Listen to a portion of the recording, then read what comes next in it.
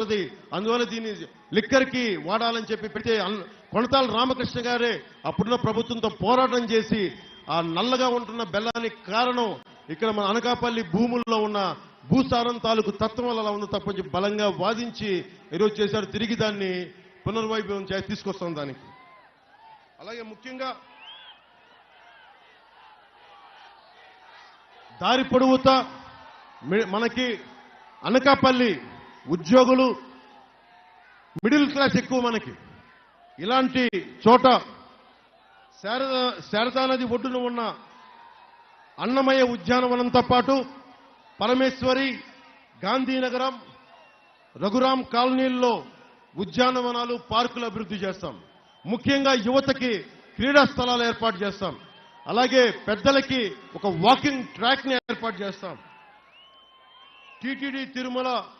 TTD ఆధ్వర్యంలో, తిరుమల తిరుపతి దేవస్థానం ఆధ్వర్యంలో కళ్యాణ మండపం ఏర్పాటు చేస్తాం. పెన్షన్లు, రేషన్ కార్డులని తిరిగి రకరకాల కారణాలతో రద్దు చేశారు, వాటిని పునరుద్ధరిస్తాం. అర్హత ఉన్న వాళ్ళందరికీ వాళ్ళు తీసేశారు, తిరిగి వాళ్ళ అర్హతలను చూసి అందరికీ పునరుద్ధరిస్తాం.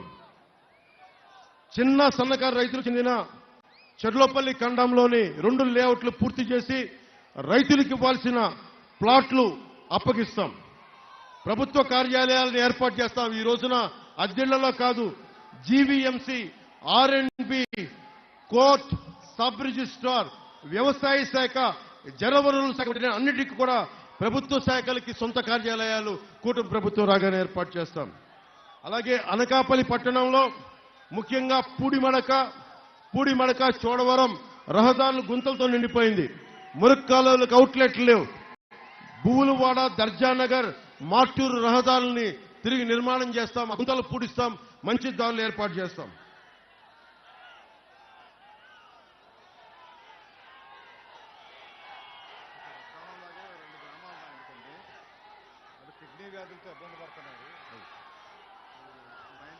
ఈ రోజున ప్రభుత్వం అటదిటంగా క్వారీలకి, మైనింగ్లకి పర్మిషన్ ఇచ్చింది. విపరీత కాలుష్యం వల్ల ఎక్కడో ఉద్దానంలో ఉండాల్సిన అక్కడ కిడ్నీ వ్యాధులు ఈ రోజున మన ఊళ్ళలో కూడా పడతా ఉన్నారు.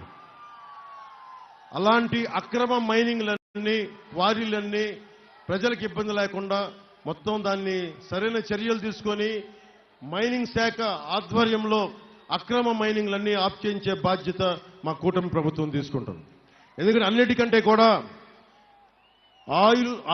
ఆరోగ్యాలతో ఉండటం సగటు మనకి రాజ్యాంగం ఇచ్చి కల్పించిన హక్కు. తాగే నీరు, శుభ్రమైన నీళ్లు, స్వచ్ఛమైన గాలి మన హక్కు. ఇది మన హక్కుని కాలు రాసేది ఎవరైనా సరే వాళ్ళని తొక్కి తుంగలో దొక్కేద్దాం. వాళ్ళు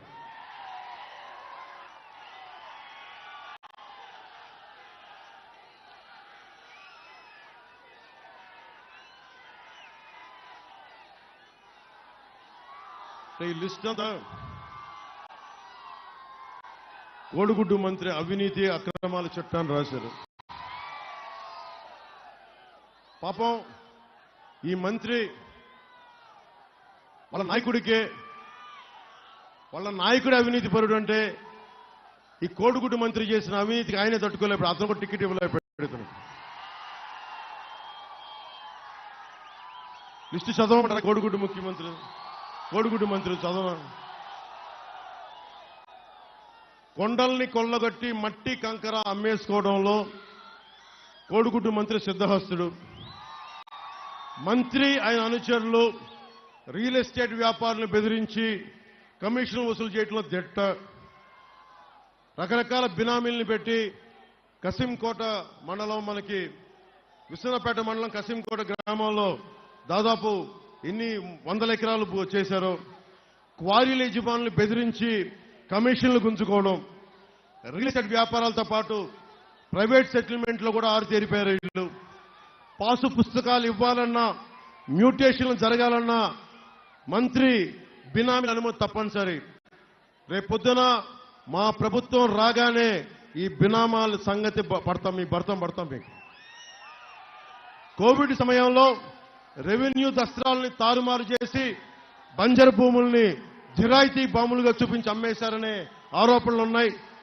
జాతీయ రహదారిని ఆనుకొని ఉన్న గ్రామాల్లో ఇన్నాం అసైన్ భూములపైన వీళ్ళు దోచేయడానికి సంసిద్ధంగా ఉన్నారు. దోచేశారు కొంత.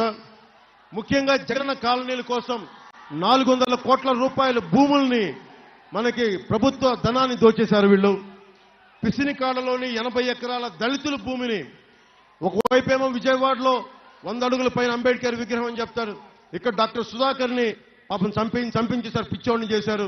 ఇంకోవైపేమో పిసినికాడలో 80 ఎకరాల దళితులు ఎస్ఐన్ భూముల్ని ఎకరానికి 60 లక్షలు విలువ చేసే భూమిని మనకి 13 లక్షల చొప్పున బలవంతంగా లాగేసుకున్నారు.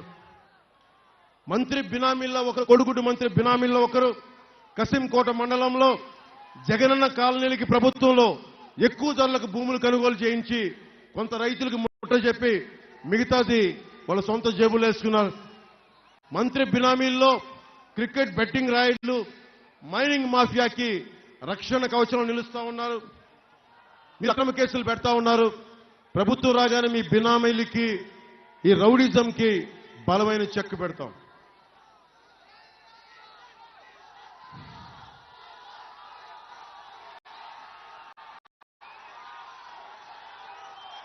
ఇంకా చాలా ఉన్నాయి.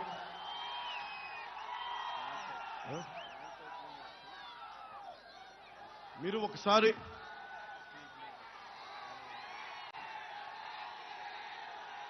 వైసీపీ ప్రభుత్వం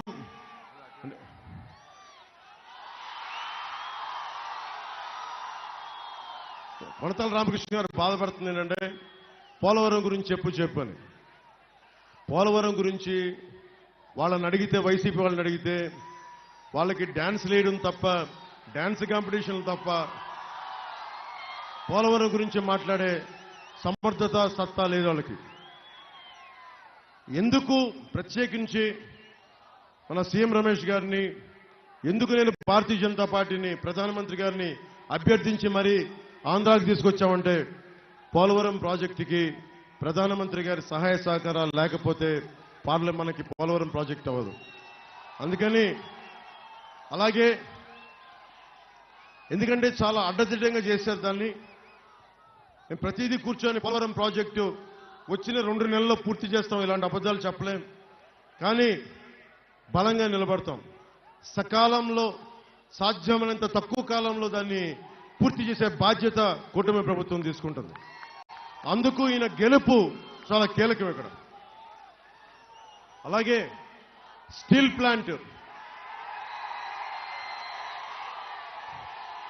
ప్లాంట్ గురించి అడుగుతా ఉన్నారు. రమేష్ గారు కూడా ఒకసారి కేంద్ర ప్రభుత్వం పెద్దలందరికీ, జాతీయ నాయకులందరికీ తీసుకెళ్ళండి. ఇక్కడ మీరు మీ గొంతు నుంచి వస్తే మన భారతీయ జనతా పార్టీ ప్రభుత్వానికి రేపొద్దున